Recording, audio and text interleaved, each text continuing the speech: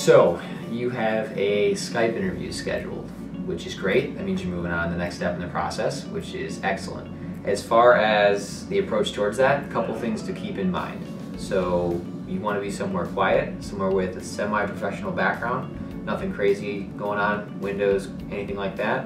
And then as far as your appearance, it can be what you typically wear to work. What we'd recommend would be at the very least a collared shirt, suit and tie if possible.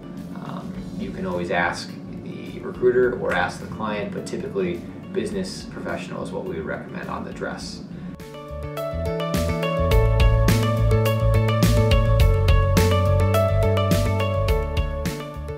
Setting up for your Skype interview, there's a couple things to keep in mind.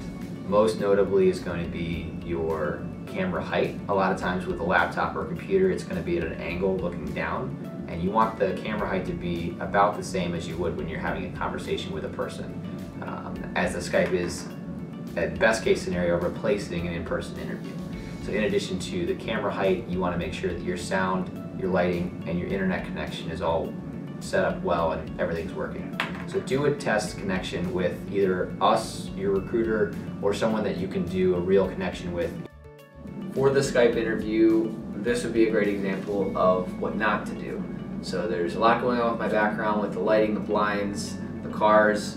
I'm not dressed very formally, so it just comes across as if I were meeting a close friend or I was hanging out at your house. That's not the impression you want to give to your employer. You want to make sure you have a clean and neat, organized environment.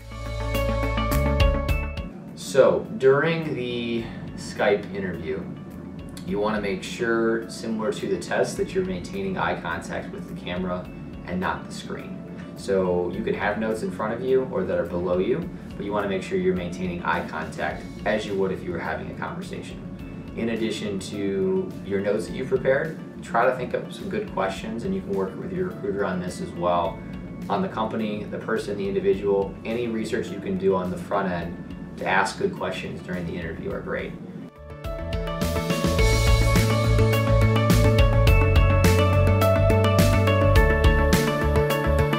So to recap, you want to make sure you have a professional background, either be books, a plain wall, anything that's going to be a professional environment. Make sure you don't have anything distracting in the background. You want to make sure that your camera height is appropriate, good sound quality, your internet connection works. Make sure to do a real test run in your location with either the recruiter or someone you trust, and make sure to treat it as a face-to-face interview.